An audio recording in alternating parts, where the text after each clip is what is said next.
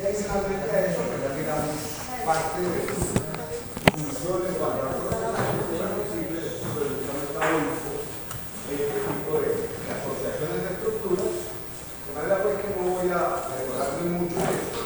No van a ver ahí lo que se sabe, lo que se conoce, en condiciones de una persona químicamente sana. ¿A qué me refiero con eso? Que usted puede encontrar variables anatómicas, congénitas, de alteraciones de los riñones, pueden encontrar alteraciones de los dientes, alteraciones de la vejiga, alteraciones de la uretra, pero eso no forma parte de lo que ustedes se van a encontrar en la vida cuando ustedes ejerzan la profesión y ya dan cuenta que hay personas que tienen agenesia renal, o sea, pueden tener un solo riñón, la agenesia de los riñones es compatible con la vida, entonces después de faltar un riñón, pueden haber problemas de implantación de los riñones, que no tienen esa cosa de la posterior, algunos pueden estar más abajo, incluso algunos pueden estar en la pelvis, pueden encontrar ahí como variantes anatómicas funcionales.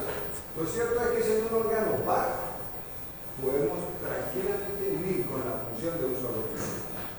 Pero hay personas que pierden un riñón en una accidente, en un trauma, lo que sea, por una enfermedad, hay personas que son donantes vivos, entonces en un proceso de compatibilidad le pueden dar el riñón a alguien de la familia o a alguien con el cual tengan alguna analogía desde el punto de vista de su información genética.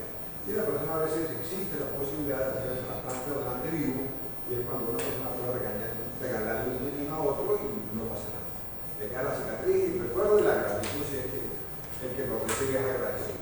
Entonces, en ese orden de ideas, pues ya no me voy a adentrar mucho en detalle, ya ustedes conocen que lo que sería el corte sagital de un riñón, que tiene una porción cortical, una porción medular, una porción pélvica, hay un hilio renal por donde entran los vasos, entra la arteria renal, sale la vena renal, y ahí se forma un cono, un fundíbulo, donde comienza pues, el proceso ya de salida de la orina, y es el uréter que va a desembocar en la vejiga.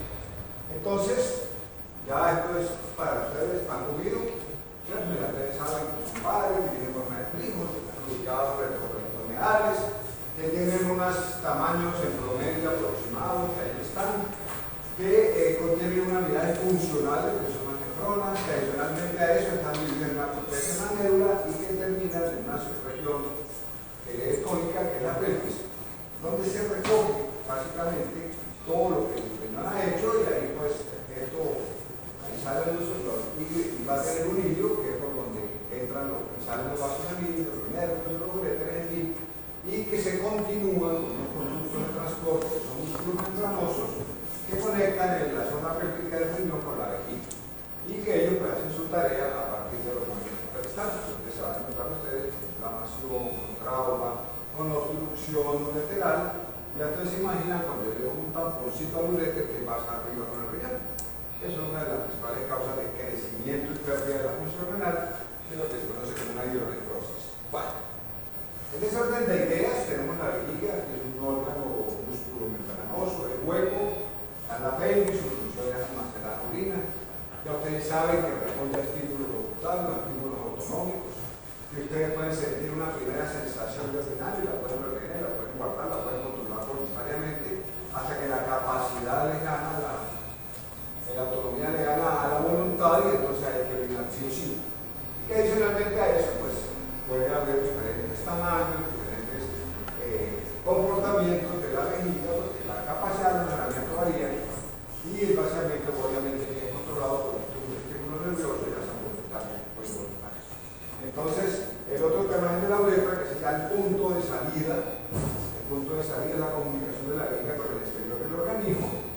Va a haber diferencias anatómicas, tanto el hombre como la mujer, el tamaño, la función, en fin, es supuestamente más larga en el hombre y adicionalmente a eso pues, tiene una función adicional complementaria con el aparato reproductor masculino. La mujer la situación es distinta. Cuando yo tengo el riñón y yo puedo sacarle un pedacito, una tajadita a la corte sagital de todos los otros riñones, voy a encontrar con algo parecido a esto. Una porción aquí que la ven pálida, que es la porción cortical, una porción más oscura, más vascularizada, que sería la porción medular. Y existe una parte final, que es la zona aquí de la pelvis, donde son las pirámides renales, ya la vieron en su anatomía, todas ellas drenan a la zona de la zona pélvica, que es la que conecta pues, el fundíbulo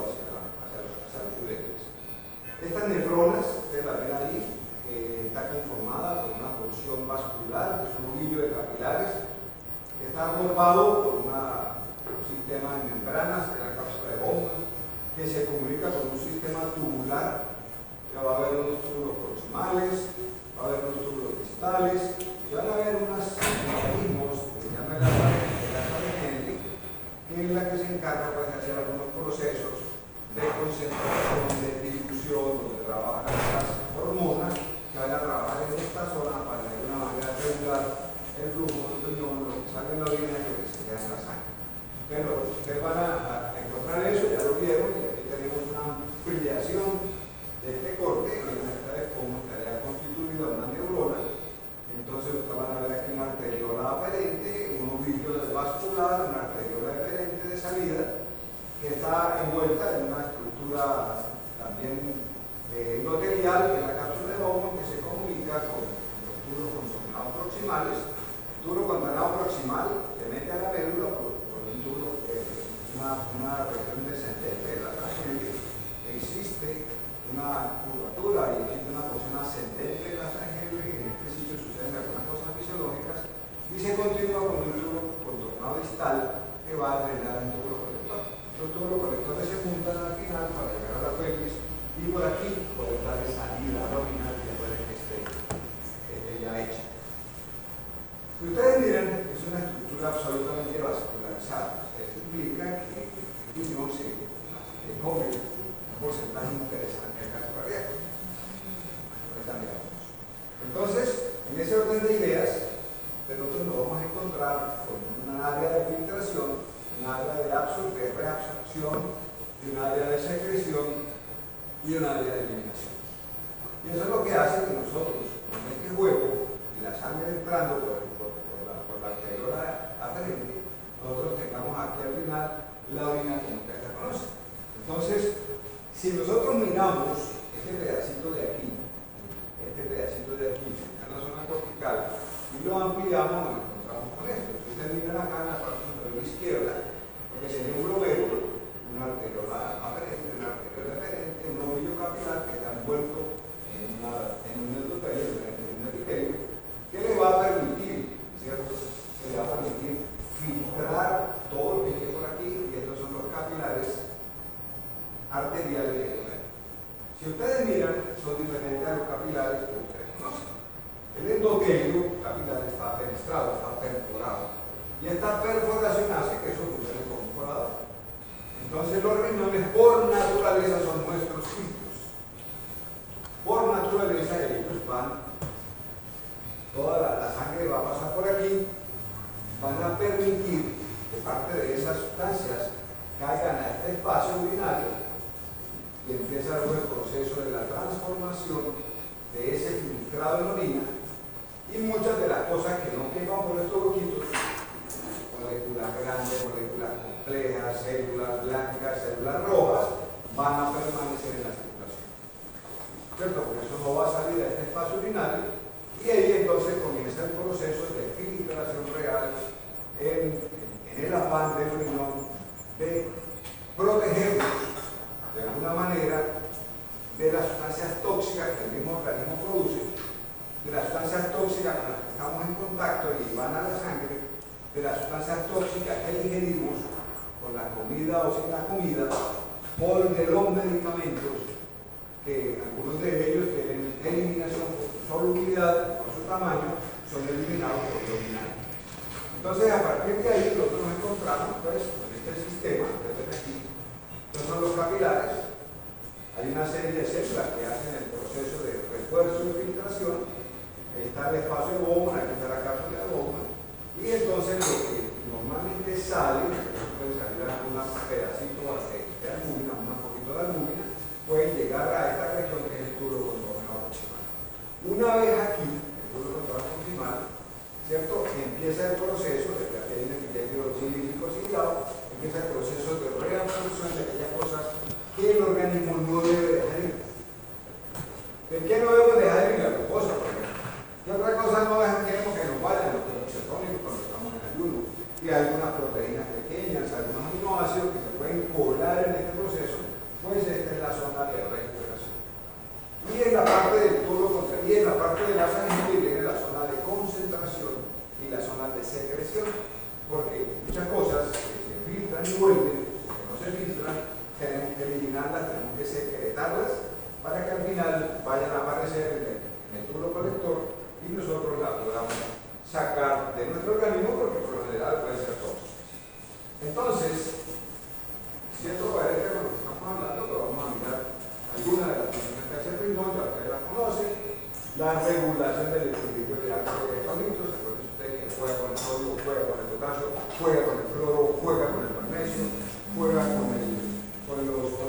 A12, entonces con eso va a mantener, y ustedes saben que el riñón dentro de sus funciones que vieron, pues la capacidad de concentrar la orina.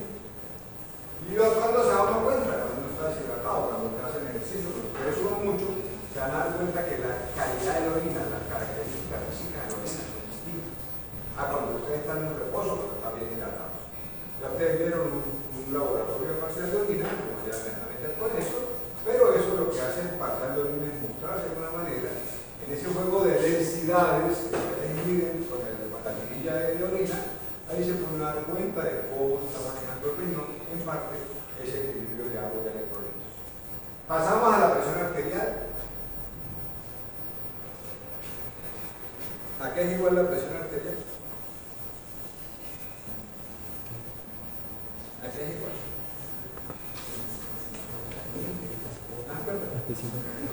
¿A qué es igual la presión arterial?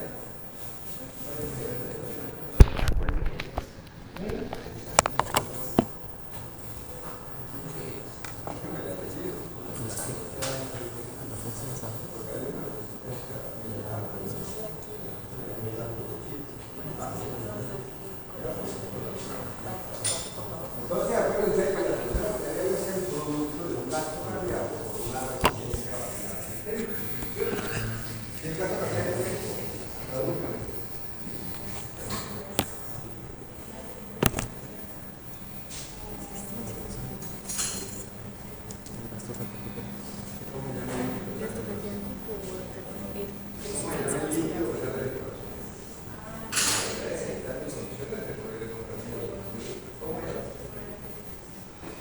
Entonces usted va a tener un volumen de beat de sístole, que es cierto, que es la cantidad de sangre que escucha el corazón en un latido, por un número de latidos por minuto, y eso lo van a poder cargar.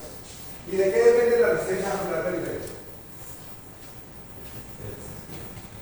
¿De qué depende? ¿De qué depende? ¿Cuáles son los factores que modulan la resistencia vascular periférica o esa resistencia sistémica a dejar pasar la sangre? ¿De qué depende? A ver si se acuerda. Porque miren, ¿por qué les pregunto? Ustedes saben encontrar cuál es la principal causa de mortalidad que hay en Latinoamérica y prácticamente en el planeta. La primera causa de mortalidad en el planeta, Latinoamérica, por ejemplo, más cerquita. Primera causa de mortalidad en el planeta. Primera causa de mortalidad en Colombia, Sudamérica y el resto del mundo.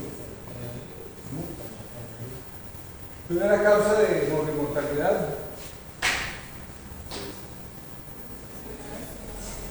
La enfermedad cardiovascular.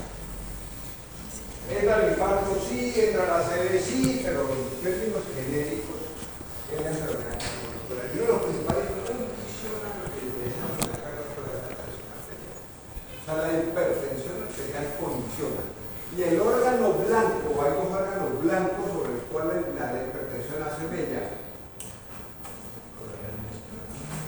Sistema nervioso central y sistema urinario son las dos principales víctimas, ¿cierto? de la cardiovascular. Entonces, en ese orden de ideas, ya ustedes saben que hay un responsable. ¿Alguno de ustedes tiene una hipertensión en la casa? Esencial.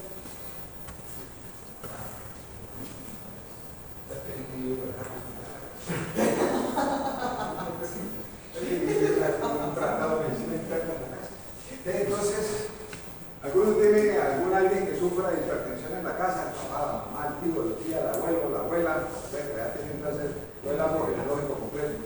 ¿Ah? ¿Hay hipertensos? ¿Qué toman? ¿Qué les han chismoseado a ustedes y qué les han preguntado sobre los medicamentos que toman? ¿Ah? Los sartán. ¿Qué es los sartán? ¿Sabe qué? ¿Sabe cómo funciona?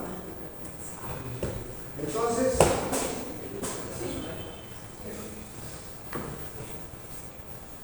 ¿sí? O sea, hay inhibidores de receptores, hay inhibidores de la enzima convertidora. Ustedes vieron el eje renina angiotensina endosterona, ¿cierto? Entonces, ustedes el grupo de los inhibidores de enzima convertidora que son un grupo llamado trigliceridos, todo ese rollo. Y luego aparecen unos bloqueadores de receptores, están los sartán, valsartán y losartán. Pues aspartanes, que el mecanismo es en el riñón trabaja sobre la regulación de la presión arterial para poder controlar, como les decía, uno de los órganos centrales de la hipertensión en esta parte de riñones. Entonces, además de eso, nos encontramos nosotros con los eritrocitos, que el 80% de las hormonas que generan sangre nueva, entonces no hay nada raro que usted se encuentre con un paciente con insuficiencia renal, paciente que tiene una patología renal crónica, que uno de los principales mecanismos de presentación, ¿sí? Porque no tiene quien estimule la producción de glóbulos rojos, y eso es una de las formas que ven al paciente renal, lo van a identificar por el color de la piel. Entonces la gente que son una piel cecrina, una piel así como café amarillenta, o sea, eso, y eso lo da pues, de alguna manera. Esto ya ustedes saben cómo funciona la vitamina D, pero ustedes que hay un último paso de activación renal, que es para tener el calcitriol, que ya la hormona funcional. Entonces, si ustedes tienen pacientes con problemas hepáticos, ustedes tienen que dar el calcitriol. Si tiene la persona con problemas renales, ustedes le pueden dar el calcitriol. Y una persona con la riñón vuelve a ir a bueno, le pueden dar el colesterol. Es un criterio para poder uno escoger cómo le suplementa la vitamina D a una persona para que está bien. Están dando hasta para que me llueva con este invierno que hay. Entonces, a partir de ahí nosotros tenemos que el riñón es un regulador final de la activación de la vitamina D. Miren ustedes qué bonito, esto lo acaban de ver, uno que estoy muy bien, otro también. El riñón se encarga del 10% de la gluconeogénesis, que es el mantenimiento de la glucosa en el plasma en estado de prolongado. ¿Cierto? A partir de aminoácidos, hidratos y de glicérol. Igual es nuestro, les decía que era nuestro principal sistema de filtrado, entonces es la que nos ayuda a eliminar los desechos metabólicos. Hablamos de la urea en algún momento, hablamos de algunos de ácido úrico, lo van a ver luego, y empiezan a encontrar, hablamos de que se pueden eliminar los cuerpos cetónicos cuando tenemos exceso, la glucosa cuando tenemos exceso. Esto es una forma de que nosotros vamos a eliminar del organismo el amonio, los aminoácidos, en fin, lo vamos a eliminar por la orina. Y también pues vamos a tener nosotros la posibilidad de poder medir en la orina algunas aminas bioactivas, serotonina, medir en la orina, y también es uno de los puntos de eliminación de los medicamentos o de las sustancias tóxicas, ¿cierto? Una vez son procesadas por el hígado, se vuelven muchas de ellas hidrosolubles, de tamaño pequeño, se filtran, no se reabsorben, no se secretan ni aparecen en la orina. Entonces, eso es parte de las funciones que ya ustedes conocen de los riñones. Listo. Papel que nos interesa, el papel de formación de la orina. El resto de funciones ya la conocen. Vamos a mirar cuál es el proceso de formación de la orina. Son tres procesos fundamentales. Uno se llama la filtración glomerular, el otro se llama la reabsorción tubular y el último se llama la secreción tubular. Y por último, la eliminación, cuando la orina está hecha, pues baja el volumen de la barriga, dura la barriga un tiempo, puede durar 4 horas, 6 horas, 8 horas, 10 horas, 12 horas, dependiendo de los hábitos, hasta lo que llaman la barriga monja, que duran cada 24 horas. Entonces lo que les toca entonces por aquello de la dedicación y consagración. Entonces, a partir de ahí, nosotros vamos a tener esos fenómenos en el proceso de provocación de orina. Y nos encontramos nosotros, pues, que la filtración glomerular, pues, va a suceder en el glomérulo. El plasma se filtra a través no solo del endotelio glomerular, sino también en el epitelio de la cápsula de goma, ese epitelio fenestrado que veíamos, y que va a depender de la presión hidrostática. ¿Quién pone la presión hidrostática para la filtración renal? ¿Quién pone la presión hidrostática para la filtración renal? ¿Quién pone la presión hidrostática? ¿Quién pone la presión hidrostática? ¿Quién pone? ¿Ya ustedes vieron eso? ¿Quién pone la presión hidrostática? ¿Quién manda el bombazo y quién pone la presión hidrostática? ¿El corazón? ¿Quién más? ¿Sí? Vamos a hablar de una presión arterial, vamos a hablar de un acto cardíaco, vamos a hablar de un volumen latido, vamos a hablar de una frecuencia cardíaca. O sea, el bombazo para la presión hidrostática lo pone el corazón. ¿Cuál es el valor de una presión arterial sistólica? En condiciones normales, una persona clínicamente sana, está alrededor de 120 presión es la que hace que el plasma pase a través de este. ¿Sí? El primer paso es atravesar el filtro. Llegamos al espacio urinario. ¿Quién pone la presión osmótica? ¿Quién pone la presión osmótica? ¿Quién pone la presión osmótica? Las proteínas de la albúmina, que es la que hace que el agua que salió por el efecto vuelva otra vez al lecho vascular y nosotros mantenemos un equilibrio que si falla un lado o falla el otro nos vamos a hinchar.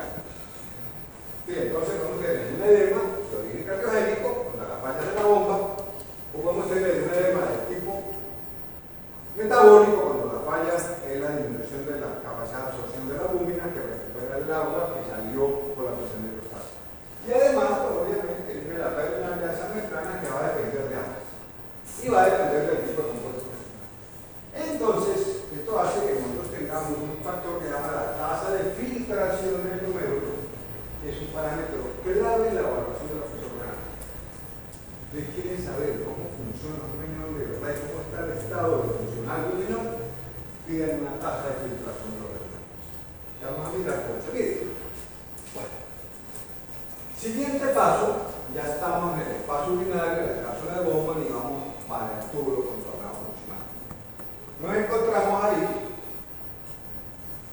que la reabsorción es la que permite recuperar aquellas sustancias que las necesitamos y no las podemos dejar perder, que por la presión, por el tamaño, por el gradiente se nos fueron en el filtrado, ¿cierto?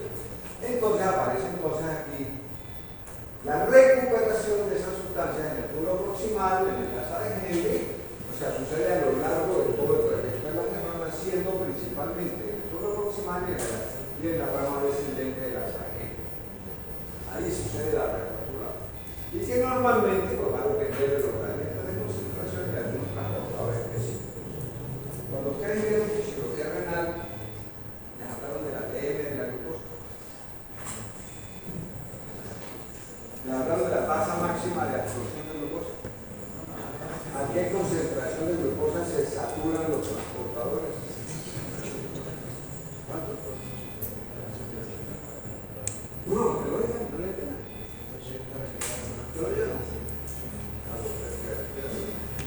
Yo también. Sí, entonces, ya ustedes saben que la TP de la glucosa es 180. ¿Qué quiere decir eso?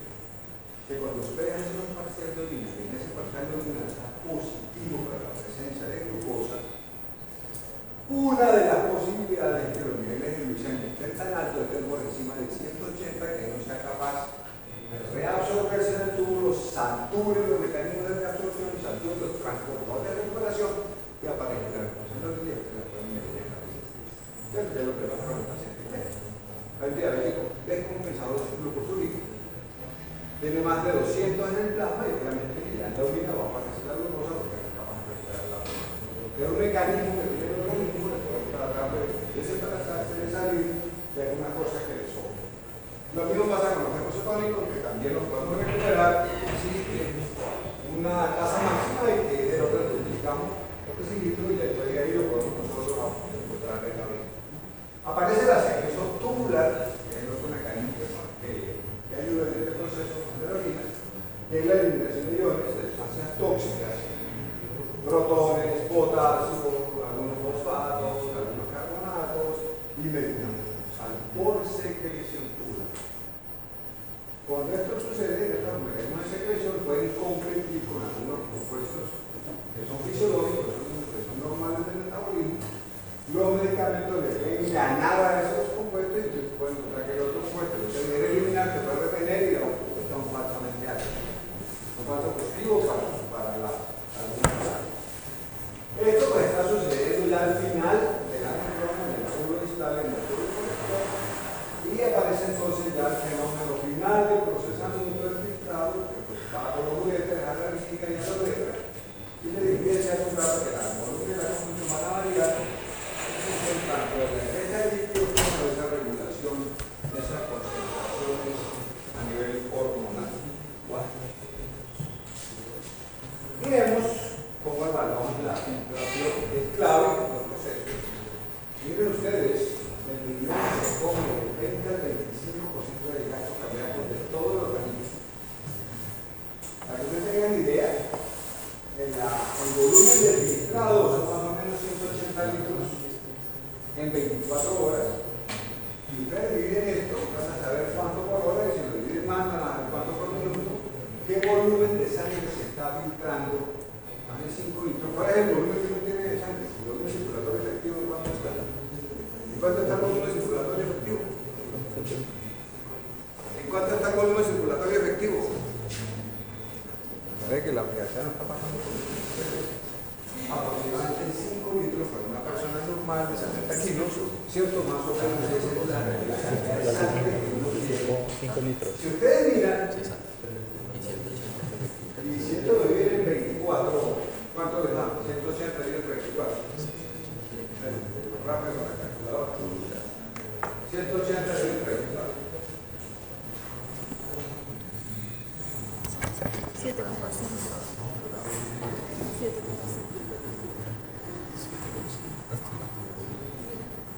Eso quiere decir que cada hora pasa por el riñón de 7.5 litros. O sea, una y media vez todo el volumen que nosotros tenemos que jamás por el riñón cada hora. Entonces, lo que nosotros vamos a ver aquí es que esto hace que la cantidad de flujo sanguíneo renal, que puede ser del orden de más de 1 litro por minuto, ¿sí?, tenga un flujo sanguíneo efectivo. Este sería el flujo sanguíneo renal, y este sería el que sería la cantidad de filtrado, que más o menos es del orden de 120 mililitros por minuto. Quiere decir que todo este volumen que pasa por la sangre es una porción de esa, el 10% básicamente está filtrándose de manera permanente. Entonces van a ver el comportamiento. Y esto es lo que llamamos la tasa de filtración glomerular, que es uno de los parámetros más importantes para evaluar función renal, porque le da una idea de cómo está funcionando el riñón. Le da la idea. Ahorita miramos cómo hace uno para saber cómo se mide esa tasa de filtración glomerular.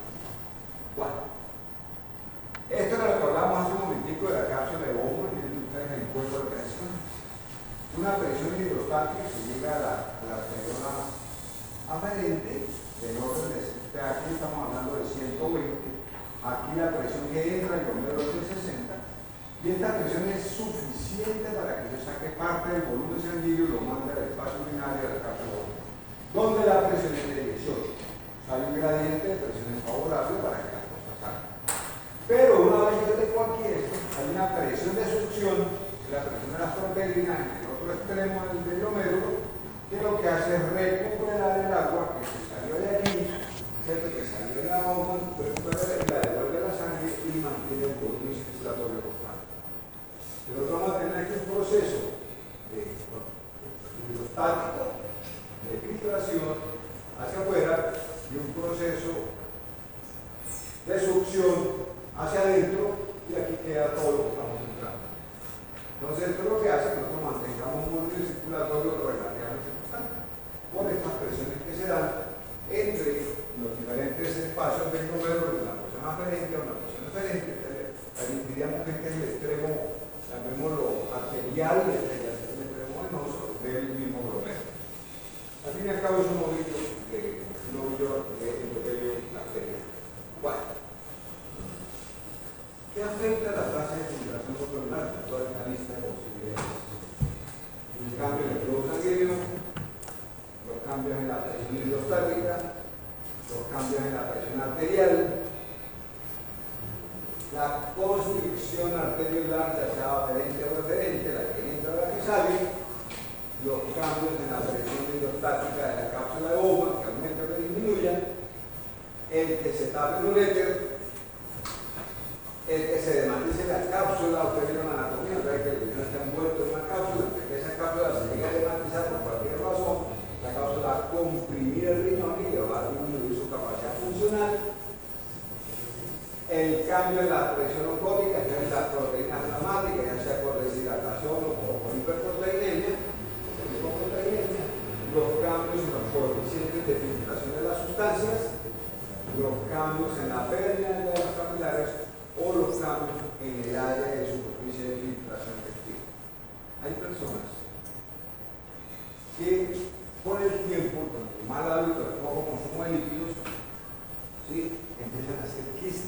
simples en la corteza renal. Y esos quistes son huecos. Y esos huecos lo que hacen es que le están quitando superficie de inflamación.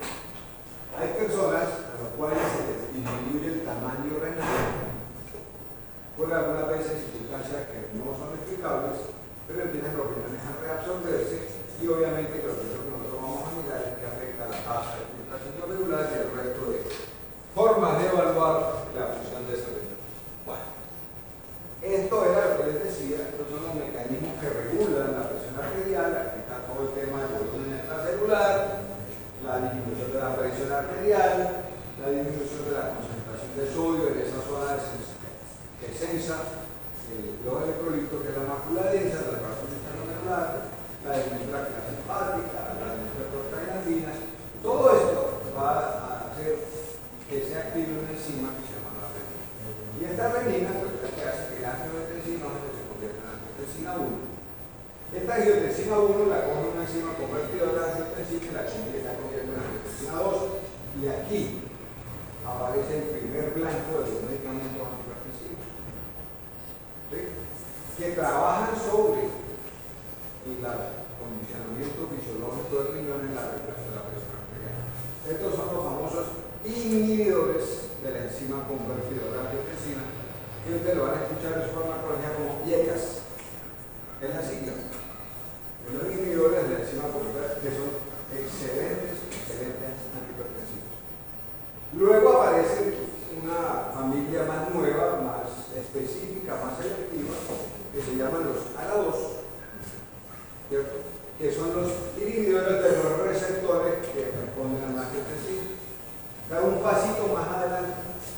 Y entonces miren ustedes que se va a juntar la vasoconstricción de las arteriolas, el nitrómero, de los vasos rectos de la médula renal, y esto hace pues, que se aumente el gradiente, que tiene la presión hidrostática, y esto pues, va de alguna manera a bajar presión arterial. O en el caso del aumento de la captación tubular, o sea, se va a recuperar más agua, se van a recuperar más electrolitos, se van a recuperar más cosas, y va a haber un efecto de alianza con la vasopresina, que es la monoantidiurética, que es la que nos ayuda a retener agua para mantener ese equilibrio hídrico que nos estaba haciendo. Vieron ya equilibrio ácido-base, ¿cierto? La fisiología del equilibrio ácido-base. Miren ustedes que hay un pH fisiológico. Ese pH fisiológico se mantiene en un rango relativamente estrecho. Y ese rango estrecho depende de dos órganos fundamentales. ¿Cuáles son? El pulmón y... Entonces, ustedes van a ver que de la relación pulmón-riñón, de esos productos, el CO2 o el bicarbonato, ¿cierto? Del uno al otro, en ese momento de eso va a depender la regulación real del equilibrio ácido-base. Nosotros vamos a tener, ¿cierto? Que en el caso del riñón, juega con el bicarbonato, reacciona con el bicarbonato, puede botar hidrógenos a la orina. Ustedes van a ver que uno de los factores que ustedes miden de las propiedades físicas de la orina es el pH. Así como miden la densidad, miden el pH de la orina. Que ustedes pueden tener un rango entre 6 y 8, que es el rango más o menos normal de un paciente de orina. Cuando ustedes alcalinizan la orina, van a favorecer la proliferación de bacterias que producen infección urinaria, las enterobacterias, están ahí cerquita.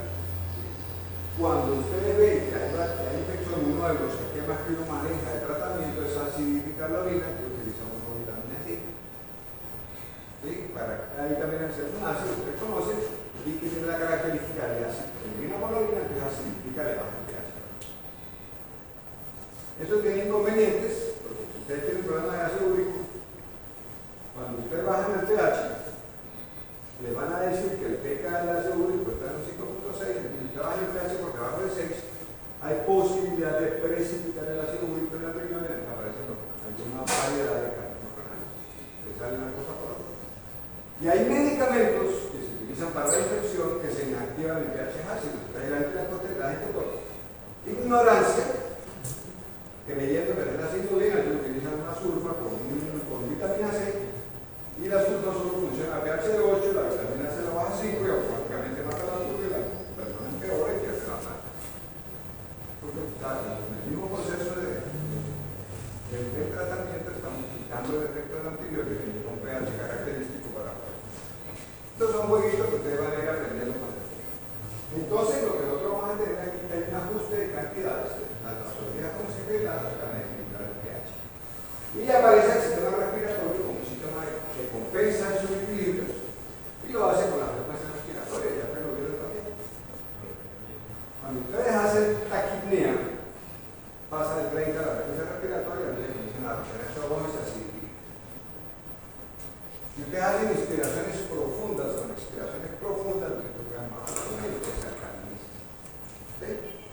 Ya te vas a dar cuenta de unas patologías, el paciente que está en estado cetóxico, cetoacidótico, que tiene un pH bajito por cuerpo cetótico, normalmente las respiraciones son intensas, profundas y lentas para tratar de retener CO2 o eliminarlo, para compensar el efecto, tratar de eliminar la mayor cantidad de CO2 posible, para tratar de compensar la acidosis metabólica con toda la respiración. Entonces, todo eso te lo van a ver en los centros reguladores de la respiración, ya que ustedes en su momento. La eritropoyetina que les comentaba es una molécula de proteína relativamente pequeña, tiene una vida media de 5 horas, miren que la produce el riñón, el otro poquito lo produce el hígado y responde a la hipoxia. Cuando nosotros estamos en áreas de baja presión parcial de oxígeno, la eritropoyetina dispara la proteína de glóbulos rojos y el hematocrito comienza a subir. Y esto está cuestionado porque esto se hace con un doping fisiológico. ¿Sí?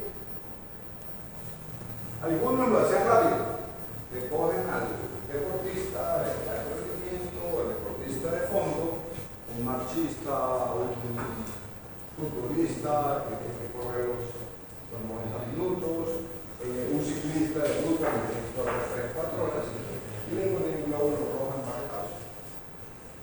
Que los transfunden, que le sacan sangre en algún momento y la misma sangre la hacen plasmaféresis, retiran el plasma, retiran de un solo glóbulo rojo y eso obviamente va a aumentar la capacidad aeróbica y va a aumentar la capacidad de respuesta. O lo otro que hacen es irse a zonas de baja presión parcial de oxígeno, cogen para el páramo.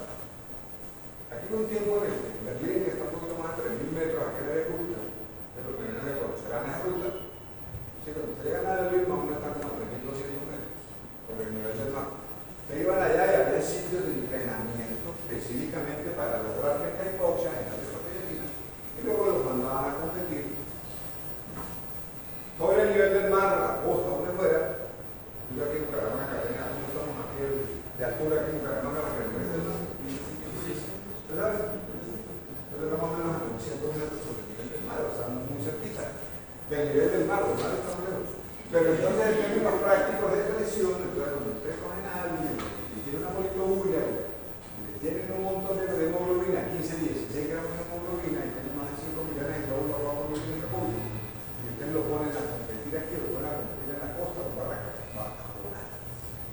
Sí, porque hay una reserva de transportadores de oxígeno y eso se está considerando doping fisiológico. Siempre se ha considerado. Va a demostrar que es una sangre suya. Pero no es que usted que ya 3 meses para acá para una concentración a preparar una competencia mundial. Entonces es muy fregado porque no es como demostrar que eso no es normal. Lo mismo está pasando con los cuerpos celónicos. Lo están utilizando en las bebidas energizantes. Ya ustedes saben todo. Bueno, y tenemos aquí la vitamina D que ya les dije cómo evaluamos nosotros o cuál es el secreto detrás de evaluar la filtración glomerular. Se llama la D pura según la sustancia. Este es el fundamento con el cual nosotros podemos soportar que productos del metabolismo muscular o del metabolismo hepático que son manejados especialmente por el riñón, nosotros lo podamos tomar como indicadores de esa tasa de filtración glomerular. ¿Sí? Entonces, normalmente nosotros podemos tener depuraciones metabólicas, en el caso de la insulina, o podemos tener depuraciones renales en la casa. ¿Quién se acuerda que es la inulina? ¿Quién se acuerda que es la inulina? Polisacárido de la fructosa. ¿Qué es la inulina?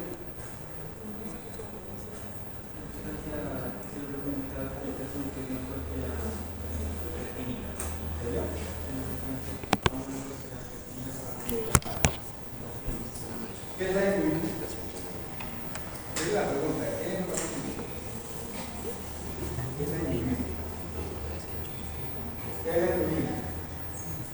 ¿Qué es la inulina? ¿Ah? ¿Qué es la inulina? ¿Qué es la inulina? ¿Qué es la inulina? Es un homopolisacárido. Es un almidón de fructosa. ¿Sí? Entonces, esa inulina se utiliza, la sacan de la alga y la sacan de algunos tubérculos. Antes lo hacíamos en el laboratorio. ¿Verdad que el laboratorio usted era de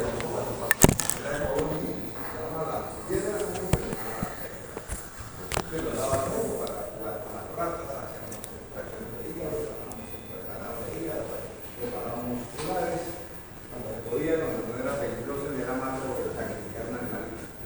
Después ya llegó la ley y se colocaron eso. Entonces, por lo general, la proteína es un polisacárido que se absorbe, se secreta, yo lo puedo medir, ¿cierto? Lo puedo medir en la orina, lo puedo medir en la sangre. Y voy a saber es la relación de una sustancia que tanto se retira del cuerpo, ¿sí? Por urinaria. Y entonces, en el caso renal, es la rapidez con la que una sustancia se elimina del plasma, pero aparece en la orina. Entonces, nos está dando todo el juego de la perfusión renal, de la filtración glomerular, de la secreción tubular, de la reabsorción tubular, y uno busca al final en la orina el compuesto. Yo digo, bueno, yo bebí 10, espero que salgan 10. ¿Cuánto tiempo? Pues ya yo sé cuánto tiempo. Entonces, a partir de ahí, se utiliza la depuración de creatinina para hacer evaluación de la función renal. La creatinina, ¿qué es? Es un metabólito de excreción producto de la degradación de qué? Creatinina, ¿a qué se les parece? ¿A qué se les parece la creatinina? ¿A qué se les parece la creatinina?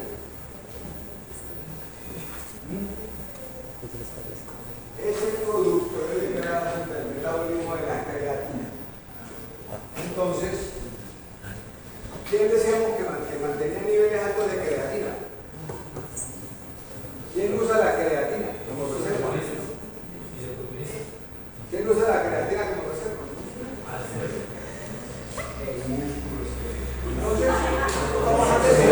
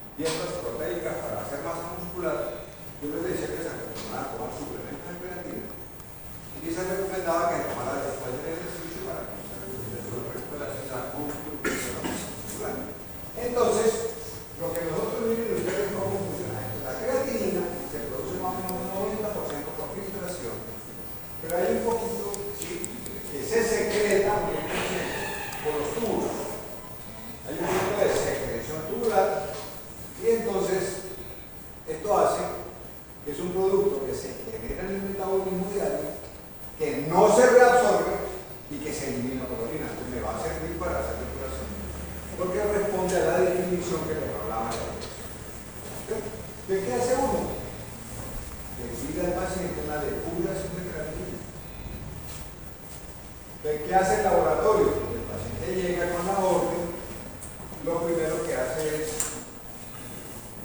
saber que tiene que medir la concentración en la orina, que tiene que medir la concentración en el plasma, pero que tiene que medir un volumen de orina en el tiempo. Para que ustedes sepan eso, si en algún momento en la casa o alguien de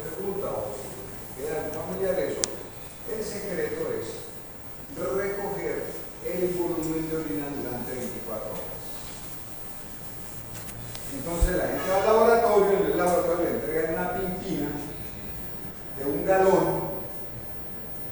¿Qué volumen hace un galón? ¿Qué volumen hace un galón? Más o menos 3.40 y algo de litros, ¿cierto? Lo redondea a 3.5, entonces ese es el volumen que le van a entregar a una persona, a una pimpina que ha sido lavada con unas sustancias especiales, que le ha puesto un conservante para que no se descomponga ni huela feo, que no le fermente la orina, y le entregan la garrafa al paciente. Y el paciente empieza a recoger la orina, descartando la primera orina del día siguiente. Se levantó a las 6, se va al baño y no, eso se fue al baño. A partir de ahí, la persona tiene que cargarse a la garrafa para posar durante 24 horas. La última muestra que se recoge es la primera orina del día siguiente. En ese momento, cuando él va al laboratorio con la orina, se saca. ¿Sí? Y le miden la concentración de creatinina en el plasma. Y en el laboratorio miden el volumen de orina y miden la concentración de la orina, la concentración de creatinina en la orina. Y hacen la relación de la miligramos por mililitro, tanto la orina como el plasma, y el volumen lo llevan a mililitros minuto para poder tener factores que sean parejos para poder. Cuando yo hago la depuración, así que ustedes ven aquí, pues es la concentración de creatinina en la orina por el volumen de plasma minuto por minuto sobre la concentración de creatinina en el plasma, ¿sí? Y esto ya es un valor que identifica cómo está funcionando. Hay gente que orina en el día 300, 400, 500 mililitros. Hay gente que orina mucho más que eso. Y hay lo que se sale de un meones que no les alcanzan en la garrafa de 3.5. Entonces, a ver de todo. Hay un espectro grande en ese tipo de casos. Bueno, ya sabemos cómo y para qué sirve la tasa de filtración. Vamos a mirar cómo en la sangre nosotros podemos evaluar esa filtración. Entonces, ya saben ustedes que la creatinina es producto del descenso del metabolismo muscular, básicamente, pero proviene de la creatina, que es una sustancia que es un almacenamiento temporal de energía que tiene el músculo para la reserva. Se sintetiza en el hígado, en el páncreas y en el riñón, pero luego se llevan y se la entregan al músculo. Adicionalmente a eso, el músculo la convierte en fosfocreatina para convertirla en reserva de energía. Entonces estamos recién alimentados, tenemos suficiente cantidad de glucosa, llenamos la reserva de glucógeno. Ese ATP que está asegurando lo vamos a llevar a fosforilar la creatina para tener una reserva adicional para la fuerza muscular en el ejercicio en cuestión de reposo. Entonces, espontánea y constantemente la fosfocreatina se va convirtiendo en creatina. Y a partir de ahí la creatina pues, sale a la sangre y va al riñón, se filtra, un poquitico se secreta, porque se secreta y supuestamente llega para hacer toda la vida. Por eso yo lo puedo usar. Yo la mido en sangre, la pongo en orina y sé que no se reabsorbe, la puedo utilizar como un elemento, un medidor de la filtración. Entonces, por eso utilizamos la creatinina con regularidad. Entonces, la cantidad de creatinina en la sangre es un indicador que puede servir para evaluar función renal por dos elementos importantes. Uno, que se produce constantemente a una tasa, llamémosla en promedio, y segundo, que va a depender de la masa muscular, y aquí viene el primer inconveniente en la interpretación del resultado. Y segundo, porque se elimina exclusivamente por los riñones y no por la creatinina. Entonces, si el riñón está funcionando mal, no podrá eliminar creatinina en los niveles más necesarios. Entonces, cuando ustedes empiezan a ver que la creatinina sube, pues es una señal de alarma, ¿sí? Y tiene un rango supremamente estrecho. O sea, usted tiene una creatinina de 1,5 y suben a 2, eso es 0,5. Puede indicar una disminución de la función renal de un 30 o 40%. Así se hace 5, porque ya pues el riñón tiene una buena capacidad de manejo.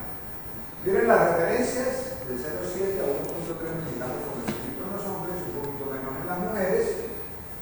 Cuando los valores están muy altos, pues indica una alteración en la función renal, pero hay que tener en cuenta la masa muscular de la persona. Fisicoculturistas, atletas, hombristas, boxeadores, kickboxing, ciclistas de velocidad van a tener un nivel más alto. ¿Sí? Igual, en la edad, el hecho de que haya una sarcopenia, que se comienza a perder la masa muscular, los valores de creatinina empiezan a bajar. Y el hecho de que la creatinina esté baja no quiere decir que no esté baja. Porque la creatinina se puede acompañar de una falla en la física cerebral que uno tiene que utilizar. O sea, si quiere tener una evaluación completa, pues tiene que utilizar otro parámetro. Igual, la hidratación de la persona y algunos medicamentos van a afectar los resultados. Y miren ustedes cuáles serían parte de las cosas que condicionan unos niveles bajos de creatinina. El adulto mayor, la persona anciana, la persona que está inactiva, un paciente con una ACV, un paciente con una parálisis, un paciente que le haya quitado una o dos extremidades, todo tiene una masa muscular menor. Y esto hace que los niveles de creatinina vayan a bajar. Igual en algunas enfermedades tumorales, los tumores se vuelven trampas de nitrógeno, ¿cierto? Entonces empiezan a disminuir la concentración de creatina y por lo tanto de creatinina. Los pacientes que hacen dietas vegetarianas estrictas, la cantidad de proteínas menor, granos de buena calidad, el paciente con SIDA o el paciente con cirrosis hepática, que son que acuérdense que hay grandes productores de creatina, ¿cierto? Para el músculo, entonces pues vamos a tener nosotros valores que pueden ser anormalmente bajos, por eso aquí un valor de creatinina normal no descarta una enfermedad. Ténganle cuidado a la interpretación de un solo examen, de un solo resultado de una persona con una patología concreta. ¿Sí? A veces algunos dicen, no, eso con la creatina hacemos un monitoreo. Señor, eso es para ahorrarle la ARS. Es por salir del pasado y para ganar la gente. Entonces, esto no es fácil.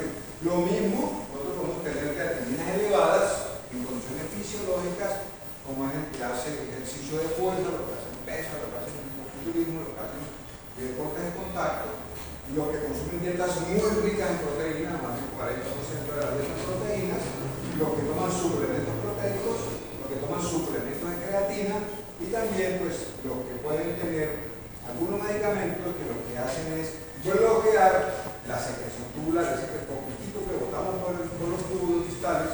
Algunos medicamentos compiten y entonces le ganan la carrera, se salen algunos antibióticos, algunos hipolipemiantes, algunos antihipertensivos, algunos retrovirales, algunos fármacos quimioterápicos, pero normalmente pueden subir los valores de creatinina, pero toca ir a una tasa de gestación, a mirar cómo está la curación, para evaluar realmente qué está funcionando. Si ustedes en algún momento tienen una sospecha clínica y les sale una creatinina normal, no se comportan con eso. ¿Cierto? Tenemos otras formas de ayudar. Entonces, por ejemplo, si la creatinina sale aumentada por el consumo de proteína o por el propio suplemento, ¿eso puede ser normal o ya se puede considerar patológico que salga alta? No, es que eso no es fisiológico. O sea, si usted toma suplemento y hace ejercicio, no que tiene la creatina más alta que con él, ¿qué hace usted? Sospecha y si usted tiene dudas, que hace una tasa de filtración. Entonces, la hay corroborar con una prueba complementaria. Porque digo yo, nunca se fijen en un resultado de una sola prueba, teniendo más herramientas para usted poder evaluar. Okay. Bueno, miren ustedes también las personas ancianas pueden tener creatinina normal con tasa de filtración baja, como ya les había dicho. En pacientes con masa muscular pueden tener pacientes con muy baja masa muscular pueden tener una creatinina falsamente baja. Los pacientes que comen una dieta rica en carne pueden tener una creatinina falsamente alta. Un paciente con fármacos como este antibiótico, como este inhibidor de la secreción de ácido clorhídrico, pueden tener, compiten a la creatinina por salir primero en la orina, pues van a tener valores falsamente altos. Entonces, les insisto en esta frase: creatinina normal, dentro de esos parámetros no descarta las enfermedades. Entonces si ya se deja hacer otras cosas y cosas normal, pero no hay nada que hacer. Llegamos al nitrógeno ureico. O sea, ¿de dónde viene el nitrógeno ureico? De la urea. ¿De dónde viene la urea? Del metabolismo de las proteínas. Pero de que el producto de excreción del metabolismo de las proteínas lo veamos. Entonces, normalmente, a partir de los aminoácidos, cuando yo los desamino, ¿cierto? Cuando yo los aminoácidos les quito el esqueleto carbonado para utilizarlos en otra cosa, entonces me va a quedar amoníaca. Y esa amoníaca es una sustancia absolutamente tóxica, sobre todo para el sistema nervioso. Entonces, ¿qué pasa cuando los niveles de amoníaca comienzan a aumentar en sangre? Aparece nuestro órgano salvador, nuestro héroe, que es el hígado, y acuérdense ustedes cómo es la fórmula de la urea. Es un carbono ceto que tiene en sus dos brazos dos grupos amino. Entonces, ¿qué hay? ¿Por qué el organismo hace la urea? Primero, porque es absolutamente soluble en agua, es una de las moléculas más solubles en agua que hay. Y segundo, porque es absolutamente no tóxica. Que una de las formas que la naturaleza diseñó para que no nos intoxiquemos con el amoníaco es convertirlo en urea. Entonces, nosotros, bueno, ustedes saben que hay los átomos de nitrógeno, entonces nosotros queremos saber solo el nitrógeno, entonces hablamos del nitrógeno ureico. De la urea, de esa molécula que tiene un NH2, un CO, un NH2, ¿cuánto de eso es nitrógeno? Entonces, si ustedes suman cuánto es la fórmula, cuánto es el peso molecular de la urea, y de eso le calculan de ese peso molecular cuánto corresponde al nitrógeno y sabe cuál es la relación entre los dos. Eso les va a servir después para hacer cuentas. Y luego, entonces la urea pues va en la sangre, se filtra por todos lados, va al riñón y se elimina por filtración glomerular. Ahí es importante que se puede reabsorber. Yo les decía a ustedes que la médula renal, la urea juega un papel muy importante en la concentración de la orina cuando hay deshidratación. Entonces tiene que hacer retener agua, quedarse ahí retener agua para que suba el volumen circulatorio y disminuya el volumen urinario, y por eso la urea participa, ¿sí?, en el control del balance hidroelectrolítico en personas deshidratadas. La urea no se elimina totalmente, sino que va a quedar ahí retenida temporalmente en la médula renal, en el sistema tubular, para jugar ahí. Entonces, el nitrógeno ureico pues, es la cantidad de nitrógeno que hay en la sangre en forma de urea. En las personas, básicamente, el nivel de nitrógeno ureico va entre 6 y 20 miligramos por decilitro. Este valor va a variar por la dieta, por la hidratación, por el estado hepático. Fíjense que hay un juego entre el hígado y el riñón. El riñón utiliza trasamina, desamina, ¿cierto? Les manda la sangre coge el glutamato, el hígado coge el glutamato y de ahí le saca el amoníaco para reciclar la boca. Y entonces, normalmente, cuando el boom se eleva, puede estar pasando que haya una lesión renal. El riñón está dañado y se va a acompañar una creatinina elevada porque el riñón no es capaz de eliminar ninguna de las dos y entonces se van a acumular en la sangre. Si yo encuentro una urea alta, un nitrógeno alto o una creatinina alta, ya yo me pongo pilas, ¿cierto? Mira lo que está pasando, y la una cámara de regular, que es la prueba fisiológica que me da información de cómo está funcionando realmente el riñón. En la deshidratación, pues obviamente disminuye el volumen, cambia la relación masa-volumen y la urea se concentra y no necesariamente tiene que ser daño renal. Cuando nosotros tenemos dietas altas en proteínas o cuando hay hemorragia digestiva por cualquier causa y la persona se traga la sangre o las bacterias descomponen las proteínas de la sangre, automáticamente hay un aporte de nitrógeno en la forma de amoníaco y el hígado se encarga de producir mayor cantidad de urea para neutralizarlo y que no haga toxicidad. En las quemaduras, es un mecanismo similar, o no tener infarto, y algunos medicamentos, como los corticoides o el antibiótico de tetracyclina, pueden también aumentar los niveles de urea por competencia en la alimentación. Fíjense ustedes que son competencias renales, no los dejan salir para quedarse con él y después demorar la sangre. Encontrarse uno con un boom bajito estado, por lo general puede ser una dieta de proteínas, o puede haber una cirrosis, puede haber un abdominal.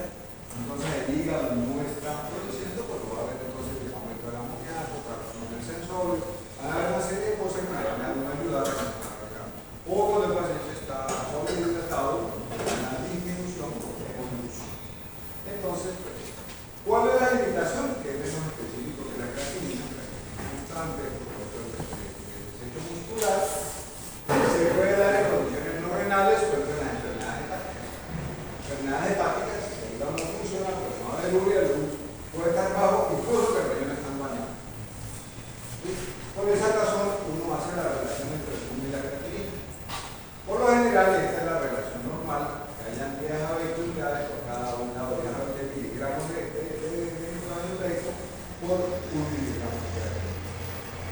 Si hay más de 20 a 1, pues puede suceder que haya una deshidratación o que el aumento de ese nitrógeno sea antes del riñón. Le llaman así una soberanía renal, o sea, que el daño no está en el riñón, sino que está en el riñón. O cuando se disminuye, o sea, que esto hay mucho bulbo porque puede estar dañado, o cuando se disminuye por debajo de 10, puede suceder en los daños hepáticos severos o el paciente que está sometido a hemodiálisis o diálisis peritoneal, que hay un desequilibrio entre estos dos elementos. Ustedes van a ver aquí una interpretación, cuando es en un alto, la creatinina relativamente alta, vamos a hablar de una rotación mayor de 20, hablamos de un episodio renal, podemos tener aquí un poquito alto, una creatinina muy alta, una rotación de 10 a 20, es decir, que aquí ya hay una falla renal, o podemos tener los dos altos poquitos, y entonces esto es muy variable, lo podemos utilizar y intentar el tránsito del riñón. Entonces, en el riñón sí nos dan en la eliminación de agua. Desde el punto de vista práctico, ¿qué herramientas tienen ustedes en el laboratorio para evaluar la función renal? La creatinina del plasma, la depuración de la creatinina, que es la sangre-riñón, o sea, sangre-orina, el nitrógeno léctico, y aparece una molécula que se llama la cistatina C, que ya le están empezando a medir aquí, que les voy a tocar a ustedes, que es un mejor predictor de la función renal, sobre todo, es más sensible que la creatinina, más sensible que el MUR, sobre todo en ancianos que tienen masa muscular bajita, sobre todo en mujeres delgadas, en las cuales los valores pues sean normalmente bajos, o porque tiene una característica importante, que no depende del metabolismo muscular. Esa es una de las ventajas que tiene la cistatina C. También podemos calcular la relación con creatinina, que ya la miramos, o la alteración de la filtración glomerular, eso nos puede a nosotros ayudar con solo exámenes de sangre y un par de exámenes de orina, en este caso un parcial de orina y una depuración de creatinina que se mide en orina, sobre todo qué elementos nosotros vamos a tener para evaluar nuestro renal central. Listo. Resulta que sospechamos que la función no está en la filtración, que puede estar en el problema de los túbulos. Entonces existe una prueba para evaluar la función tubular. Utilizamos la osmolaridad de la orina, la concentración de la orina que está en la médula superior del riñón. Podemos tener la concentración de desmopresina, la podemos evaluar, una prueba de concentración humana utilizando un diurético, lo venoso. Podemos utilizar una cosa que se llama el PENA, que lo tienen que haber mencionado en fisiología, que es la fracción, la excreción de la fracción de sodio en la orina, que la pueden medir. Me imagino que eso siempre lo explican en fisiología, o podemos tener nosotros aquí la beta-microglobulina o la alfa-microglobulina, que también nos ayudan a predecir un daño pulmonar renal porque la deja filtrar. Ya ustedes saben harto del análisis de orina, del análisis del sedimento urinario. Alguien decía que un parcial de orina en sus características fisicoquímicas, en sus características químicas y sus características citológicas se convierte bien hecho en una biopsia renal. Son parciales de orina bien hecho, bien leído, bien interpretado. Después a ustedes ahorrar, si ustedes lo acompañan en las pruebas de sangre, les va a dar una orientación bien interesante. Va a sacar parcial de orina caminante para vos. Entonces, de los exámenes que todo el mundo pide, a no ser que haya una infección, o que haya sangre, o que haya glucosa, la gente no le para bola a los parciales de orina. Bueno. ¿Qué otros elementos tenemos nosotros? Todos los estudios de imagenología que ustedes quieran lo pueden utilizar para evaluar las uniones estructural, funcional. Logramos los rayos X simples, ahí pueden ver las sombras renales, pueden ver si hay cálculos en el riñón, en la pelvis, en el uréter, de pronto se pueden ver algunos quistes renales simples. La urografía es inyectar un medio de contraste y hacer que se replique el proceso normal de la perfusión del riñón, de la filtración glomerular, de la reabsorción tubular, de la secreción tubular y de la eliminación de la orina. Y yo cojo a la persona, le doy un medio contraste, me lo tomo, pasa la sangre, lo inyecto y le comienzo a hacer radiografía seriada por tetos. Y voy mirando cómo aparece el riñón, se empieza a pintar, un riñón primero, luego el otro, vamos a hacer la aorta, se pinta primero, luego empiezo a ver cómo se empieza a disminuir la cantidad de contraste y empieza a aparecer en la pelvis, luego cómo empieza a aparecer los uréteres, cómo llega a la vejiga, cómo se acumula la vejiga y cómo pasa en el riñón. Y yo con eso puedo hacer un análisis estructural de la columna. Lo otro que todos estos temas han oído hablar, pues son se llaman orografías crestales. Eso es el ultrasonido, la ecografía del árbol urinario, la ecografía de vías urinarias, es ultrasonido y ahí hay una gama de grises, blanco y negro, podemos saber si está funcionando la plaza bien. Son pruebas que no son funcionales sino son estructurales. Tenemos la tomografía axial computarizada, el TAC. Tenemos uno que se usa, que es funcional, que se llama el neuroTAC, medio contraste, ¿cierto? Le inyectan, no se lo toman y luego le hacen un TAC, pero ya con el paciente, las diferentes fases del proceso urinario. Podemos tener una resonancia nuclear magnética, podemos tener una gammagrafía renal, o podemos canalizar la arteria renal y por la arteria renal poner un medio contraste y hacer el barrido de todo el proceso renal del manejo de esa sustancia. Entonces, imaginológicamente tenemos todas las herramientas posibles para poder mirar la función del riñón o la anatomía del riñón, en algunos casos, como la orografía o los electros simples, que son básicamente fotografías, lo mismo que el TAC, son fotografías del riñón y su función en algún momento si le pongo medio contraste. Y lo último, pues es la biopsia renal, que me voy al riñón, le saco un pedacito, lo llevo al laboratorio y en el laboratorio de patología me hacen cortes, me preparan la muestra y me analizan la estructura con colocaciones específicas. Si no alcanza a ver algo ahí, pues me voy a la microscopía electrónica, que es mucho más sensible, mucho más específica, para evaluar qué es lo que está pasando con ese tipo. Entonces, nos encontramos con un chorrero de enfermedades, entre la insuficiencia renal, el cáncer de riñón, el tumor de Wilms, los síndromes que son autoinmunes, como el caso de los fastos, el síndrome de Crítico, las infecciones del riñón, de la orina, de la vejiga, los cálculos, las obstrucciones, la falta de hipertrofia prostática, las infecciones de la vejiga, las infecciones de cualquiera de las prostatitis o las afecciones que afectan todo el tracto largo-lunar. Desde el riñón hasta la vejiga y la uretra, pues son presas de tumores, de infecciones, de productos bacterianos. Pues que el árbol ahí es bastante bien florido.